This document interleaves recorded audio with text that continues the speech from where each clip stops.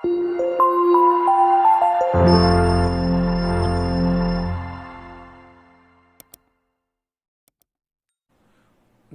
મિત્રો, સ્વાગત છે તમારું તમારી પોતાની ચેનલ એજ્યુગુરુમાં। વિદ્યાર્થી મિત્રો, આજે આપણે ધોરણ 10 વિષય હિન્દી એની આવતીકાલે લેવાનાર બોર્ડ પરીક્ષા માટેના ખૂબ જ અગત્યના પ્રશ્નપત્રનું સોલ્યુશન જોઈએ। તો મિત્રો શરૂ કરીએ। આપણે विभाग ए यानी कि गद्य विभाग से। इसमें निम्नलिखित प्रश्नों के नीचे दिए गए विकल्पों में से सही विकल्प चुनकर हमें उत्तर लिखने हैं। इसमें सवाल नंबर 1, किसने अपने हिस्से की पूड़ियाँ काकी के लिए बचाकर रखी थी? तो इसका सही उत्तर है ऑप्शन सी, लाडली। इसके बाद सवाल नंबर 2, भगवान की मूर्ति की स्थापना करने के बाद, तो इसका सही उत्तर है उनके कहे अनुसार चलना चाहिए। इसके बाद सवाल नंबर 3, कालिदास हरिण शावक के अंगों पर खाली जगह का लेप लगाना चाहता था। तो सही उत्तर है ऑप्शन डी, ध्रुत। इसके बाद सवाल नंबर 4, मालती की आवाज़ सुनकर बिंदु की चाल में खाली जगह। तो सही उत्तर है तेजी आ गई। इसके बाद निम्नलिखित वाक्यों में से सही वाक्यांश चुनकर पूरा वाक्यांश फिर से लिखना है। इसमें सवाल नंबर 5, सदानंद का मन प्रसन्नता से नाच उठा क्योंकि? तो इसका सही उत्तर है मारवाड़ी सेठ ने एल्बम खरीद लिया था। इसके बाद सवाल नंबर 6, राम प्रसाद बिस्मिल इस बात से दुखी था कि? तो इसका सही उत्तर है ऑप्शन ए, अपनी माँ की सेवा का अवसर नहीं मिलेगा। इसके बाद निम्नलिखित प्रश्नों के उत्तर हमें एक एक वाक्य में लिखने हैं। इसमें सवाल नंबर 7, सुधा मूर्ति महिलाओं की सफलता पर क्या कह उठी? तो सुधा मूर्ति ने कहा कि उनका मार्ग कठिन अवश्य है परंतु चलना जरूरी है। इसके बाद सवाल नंबर 8, दुनिया में सबसे बड़ा बुद्धिमान कौन है?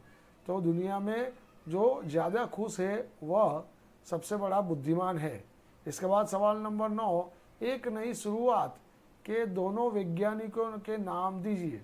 तो दोनों वैज्ञानिकों के नाम है रामिस और माधवन। इसके बाद निम्नलिखित प्रश्नों के उत्तर 2-3 वाक्यों में लिखने हैं। तो ये सवाल आप ज़रूर से याद कर लीजिएगा क्योंकि कल जो एग्ज़ाम होने वाली है उसके लिए मोस्ट आईएमपी क्वेश्चन है दोस्तों। इसके बाद आगे हम बढ़ते हैं। तो निम्नलिखित प्रश्नों के उत्तर 4-5 वाक्यों में हमें लिखने हैं। तो ये भी सवाल आप ज़रूर से याद कर लेना। ये सब सवाल बहुत ही इम्पोर्टेंट सवाल है दोस्तों। इसके बाद हम विभाग बी यानी कि पद विभाग की ओर बढ़ते हैं। इसमें निम्नलिखित प्रश्नों के नीचे दिए गए विकल्पों में से सही विकल्प चुनकर उत्तर लिखने हैं। उसमें सवाल नंबर 14, गोपी गले में क्या पहनना चाहती थी? तो सही उत्तर है ऑप्शन ए, गूंजों की माला। इसके बाद सवाल नंबर 15, गीता का गान किसने किया था? तो सही उत्तर है ऑप्शन डी, श्री कृष्ण ने। इसके बाद निम्नलिखित में से सही विकल्प चुनकर रिक्त स्थानों की पूर्ति करनी है। सवाल नंबर 16, जनशक्ति की चेतना द्वारा भारत में खाली जगह लाना चाहिए। तो सही उत्तर है नवचेतना। इसके बाद सवाल नंबर 17, खाली जगह को दाने के बिना कोई नहीं खाता। तो सही उत्तर है अनार। इसके बाद हम आगे बढ़ते हैं। निम्नलिखित वाक्यों में से सही वाक्यांश चुनकर वाक्य पूरा करना है और फिर से लिखना है। तो सवाल नंबर 18, प्रभु जी चंदन है तो भक्त खाली जगह, तो भक्त पानी है। इसके बाद सवाल नंबर 19, मीरा ने अपने सदगुरु की कृपा से खाली जगह। तो सही उत्तर है ऑप्शन बी, राम रतन धन पाया। इसके बाद निम्नलिखित प्रश्नों के उत्तर एक एक वाक्य में लिखने हैं। इसमें सवाल नंबर 20, कवि ने नावों की नगरी किसे कहा है? तो कवि ने नावों की नगरी कश्मीर को कहा है। इसके बाद सवाल नंबर 21, कवि के अनुसार साधु मौन धारण क्यों करते हैं? तो उनकी पोल खुल न जाए इसलिए साधु मौन धारण करते हैं। इसके बाद सवाल नंबर 22, इंद्र ने खोखले वृक्ष में क्या देखा? तो तोता देखा। इसके बाद निम्नलिखित प्रश्नों के उत्तर 2-3 वाक्यों में लिखने हैं। तो ये सब सवाल बहुत ही इम्पोर्टेंट सवाल है दोस्तों।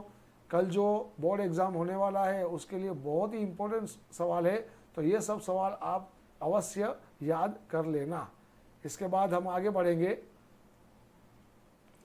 निम्नलिखित पंक्तियों का आशय स्पष्ट करना है और इसके 3 मार्क्स है, तो ये भी बहुत ही इम्पोर्टेंट पंक्तियाँ है, तो इसे भी आप याद कर लेना। इसके बाद हम विभाग सी यानी कि व्याकरण विभाग की ओर आगे बढ़ते हैं।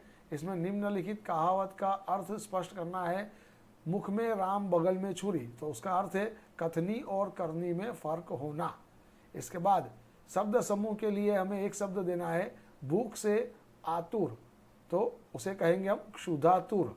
फिर संधि छोड़ना है, दिए गए शब्द की संधि छोड़ना है, व्याख्यान, तो इसकी संधि होगी वि वत्ता आख्यायन।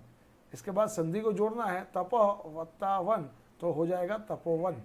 इसके बाद मुहावरे का अर्थ देकर वाक्य में प्रयोग करना है, ठंडी आह भरना, यानी कि निश्चित होना, और इसका वाक्य आपको खुद बनाना है दोस्तों। इसके बाद निम्नलिखित शब्दों का विरोधी शब्द लिखना है, अनुराग, तो इसका विरोधी शब्द है विराग, और विरोध, तो उसका विरोधी शब्द है समर्थन। इसके बाद निम्नलिखित शब्दों के पर्यायवाची शब्द लिखने हैं। पर्यायवाची शब्द यानी कि समानार्थी शब्द, तो जल्दी, तो उसका पर्यायवाची शब्द है समुद्र, और सबनम, तो उसका पर्यायवाची शब्द है ओस। इसके बाद निम्नलिखित शब्दों की भाववाचक संज्ञा में लिखनी है, बच्चा, तो इसकी भाववाचक संज्ञा है बचपन, बूढ़ा, तो बुढ़ापा। इसके बाद निम्नलिखित शब्दों की कर्तुवाचक संज्ञा लिखनी है, चराना, तो हो जाएगा चरवाहा, और शिकार, तो उसकी कर्तुवाचक संज्ञा है शिकारी। इसके बाद निम्नलिखित शब्दों की विशेषण संज्ञा में लिखनी है, विज्ञान, तो हो जाएगा विज्ञापन, और दिन, तो दिन की विशेषण संज्ञा है दैनिक।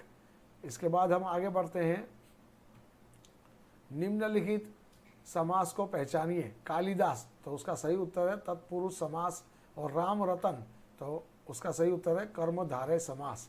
इसके बाद विभाग डी, लेखन विभाग की ओर बढ़ेंगे। इसमें निम्नलिखित विषय पर टिप्पणी लिखिए।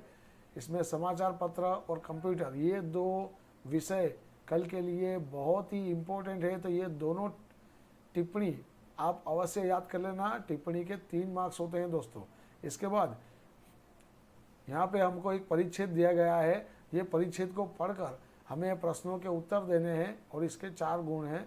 तो चरित्र किसे कहते हैं, तो इसका सही उत्तर है चरित्र मनुष्य के क्रियाकलाप और आचरण के समूह का नाम है।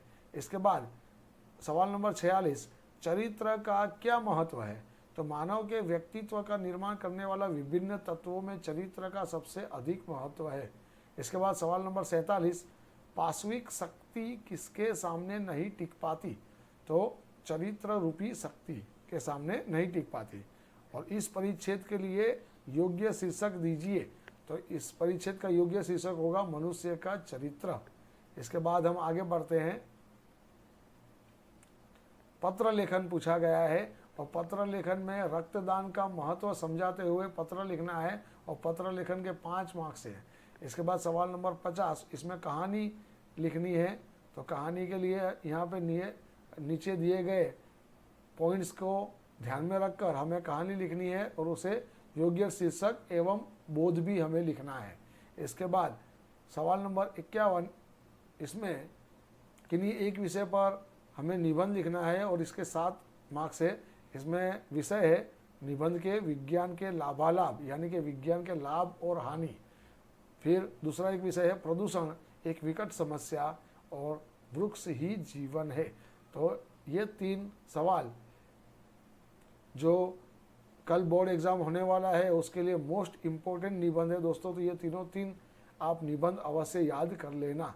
तो यहाँ पे हमारा हिंदी का पेपर सॉल्यूशन पूरा होता है।